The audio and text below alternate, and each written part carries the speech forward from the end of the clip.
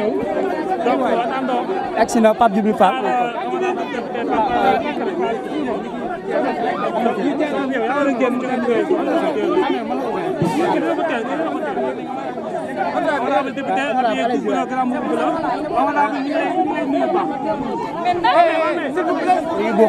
C'est compliqué en fait.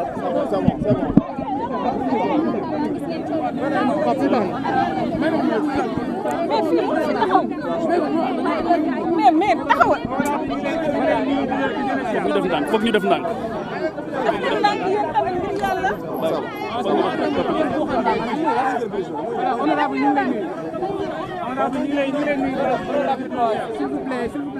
Honorable député Pape Djibril Fall moom la ñu jàkkaarloo. maa ngi leen di fay. sa appréciation ci convocation bi d'abord. li si jiitu.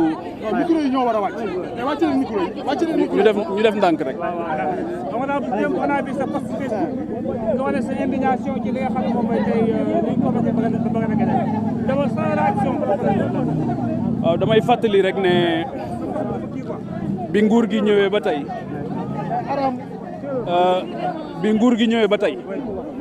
yéen li ngeen ñëw cybercriminalité léegi mu bari ñu wàcce bi ñu def ndànk. bi nguur gi ñëwee ba tey li ñu ñëw cybercriminalité.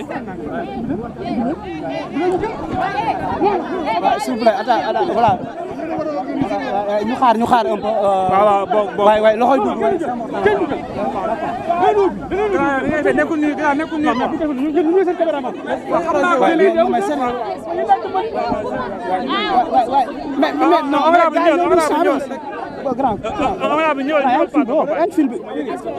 non yéegal moo gën a baax non li baax non honorable yéegal moo gën a baax.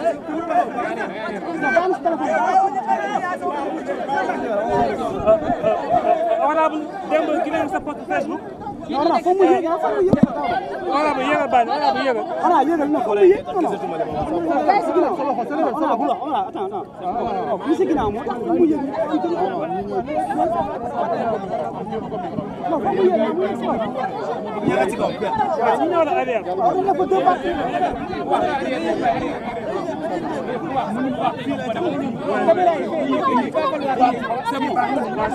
C'est bon.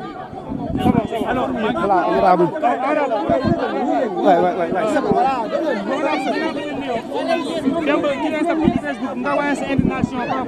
waaw ñu gaaw ñu wàcce micro yi tuuti rek. voilà désolé nag di jégalu baax. maa ngi leen di nuyu di leen féliciter ci mobilisation maa ngi leen di nuyu de la presse di nuyu sénégalais yi ñuy seetaan yëpp ci biir réew mi ak ci bitim réew. balaa may agsi fii li ma jot ci appel ak message ci biir réew mi ak ci bitim réew xaw ma ni mu toll day wane ne nit ñi li xew jamono bi ci Sénégal kenn xamut lan la te soof na leen Ousmane Sonko ak Diomaye Faye dañu trahir les aspirations du peuple sénégalais Ousmane Sonko ak Diomaye Faye ak l'équipe gouvernementale bii ñu am mooy bi gën a cuune depuis 1960 cuune googu ak ñàkk a atteindre les objectifs économiques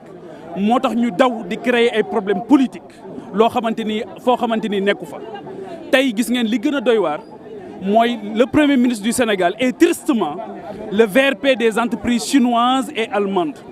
tristement suy wax ci Mercedes da nga naan xanaa moo ko moom suy wax ci entreprise chinoise da nga naan xanaa moom moo ko moom donc ñàkk a atteindre googu ñu atteindre les objectifs économiques ak trahir bi ñu trahir les aspirations et les préoccupations du peuple moo tax léegi ñuy trouver ay boucs émissaires donc loolu moo waral tey jii la présence de Badara Gadiaga fii nga xamante ni moom mooy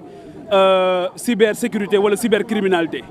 présence am fii ni ma ko waxee démb amul pertinence amul sens amul benn xorom ci li nga xamante ni moom moo ko fi indi tey te sénégalais yi nga xamante ni yëpp dëgg moo leen ñor justice moo leen ñor xam nañ ne Badara Gadiaga defu fi dara tey beneen bi nag mooy ni ma koy waxee tout le temps di nettali waxu sëñ Fallou Mbacké dafa doon wax ne nit ñi ku xajoowul seen bang matoo leen yilif matoo leen kilifa malheureusement Sénégal tey ñi ko jiite matuñu kilifa malheureusement matuñu kilifa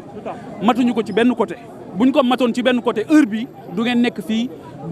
di war a jël ñun pour ñu réagir ci li nga xamante ni moom moo xew fii tey te bu leen fàtte ne ci élection législative yi Ousmane Sonko dafa taxawoon daal ne ministre de la justice indépendant woo dëgg la wala dëgg moo ko wax daal ne ko su ma la nee jàppal diw da nga ko war a jàpp ku ñu jàpp ci Sénégal moom moo la jàppalu ku ñëw wuy cybersécurité moom moo la jàppalu moom ak ñi nga xamante ni ñoom la andi liggéeyal donc loolu mooy malheureusement la situation dans laquelle on se trouve aujourd'hui waaye nag dama koy wax mu dalal xelam bu baax ni ñu doon noggatoo Bougane Gueye Dany fële ca Bakel yóbbu ko Tamba ne dañ koy nëbb jant bi ñu dem taxaw yëkkati suñ kaddu ba ñu bàyyi ko xam ne ci ay tappale lañ ne tappale yooyu moo téye Abdou Nguer ci kaso bi sa xarit Abdou Nguer xaw ma ndax seeti nga ko déet deful dara ci kaso bi ay tappale rek moo tax ñu téye ko ci kaso bi ay tappale moo tax Bachir Fofana nekk ci kaso bi ay tappale moo tax Moustapha Diakhaté nekk ci kaso bi ay tappale moo tax Assane Diouf nekk ci kaso bi ñi war a dem ci kaso bi dëgg demuñu ci kaso bi malheureusement les gens qui ont profité d'une loi d'amnistie pour tey ji nekk fii di tambambalu loi boo xamante ni bu guddee ñu ne bëgg nañ ko bu bëccëgee ñu ne bëgguñu ko ñooñu ñoo nekk di trembler di taxawàllu gauche à droite donc ñi war a dem ci kaso bi demuñu ci kaso bi ñi war a wuy ji wuñ waaye ils vont prendre d'honnêtes citoyens mais ñiy raser les murs kay gis ngeen leen yow pour nga am leen ci sa plateau lu ne ngay daj fi mu ne du ngeen leen invité ba sonn te duñ ñëw et continue invité leen ministres yi gis naa ngeen invité ñëpp ana ministres yi ana DG yi ana ñu bu dee président sax mooy def interview bi du am relance benn question ngay def boo bëggee relance ñu ne la attention bul dugg foofu loolu ngeen foog ne démocratie la ils ne sont pas démocrates c'est des totalitaristes te wane woon nañ ko depuis ñu nekk dans l'opposition ñun ñi ñëpp nga xamante ni depuis 2022 am nañu une position contraire à leur desiderata gis ngeen song bi ñu la song kan moo fi génne 72 heures ñan ñoo fi génne 72 heures mais lii du ngeen leen ko wax 72 heures mooy lépp lu ma la xamal ci lu bon dinaa ko wuññi su ma ko xamul ma sos ko du ngeen leen ko wax on a inauguré une nouvelle ère avec des gens très mal appris très pas civilisés du tout et malheureusement j'interpelle les forces de défense et de sécurité j'interpelle les magistrats maa ngi leen di wax ne leen gis ngeen ko keroog bi mu demee Cambérène xale bi ñu fa boom dafa ñëw jeter en pâture les forces de défense et de sécurité comme ni ñu jeté woon en pâture les forces de défense et de sécurité bi mu nekkee dans l'opposition la magistrature maa ngi leen di wax ne leen UMS fi mu taxaw noonu ne du ñu recevoir le premier ministre bu ñu ko recevoir moom mooy kan ba war a demander à rencontrer le conseil supérieur l'union des magistrats du Sénégal il se prend pour qui lui est-ce que du dëggal li Sonko xamante ni réew mi amul opposant non loolu moom xam nga Macky Sall dane woon je vais réduire l'opposition à sa plus simple expression Ousmane Sonko fait pire bëggul mu génn bëggul opposition am fi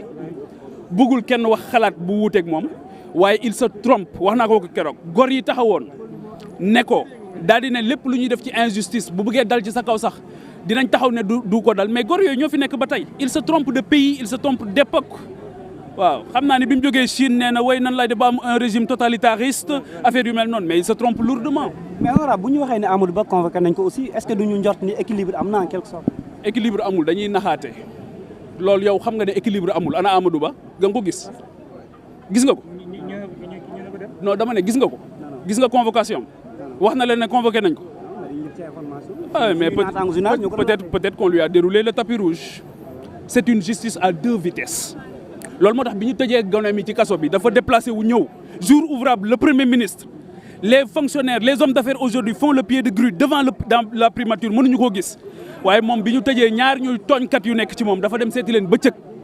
mettre la pression ci la justice mettre la pression sur le procureur de la République Ousmane Diagne dama ko yërëm Ibrahima Ndoye dama leen yërëm ne succombez pas résistez à Ousmane Sonko et à ses affres. Il s'attaque à la justice, il s'attaque à tout le monde. Il s'est toujours attaqué à toutes les institutions, qu'elles soient constitutionnelles ou pas. Ousmane bu la gisee ci kanamam day jàpp ne war naa mën a dox ci sa kaw waaye loolu dafa trahir les aspirations du peuple. mais dafa war a génn mais Badara Gadiaga warul def 5 secondes ci biir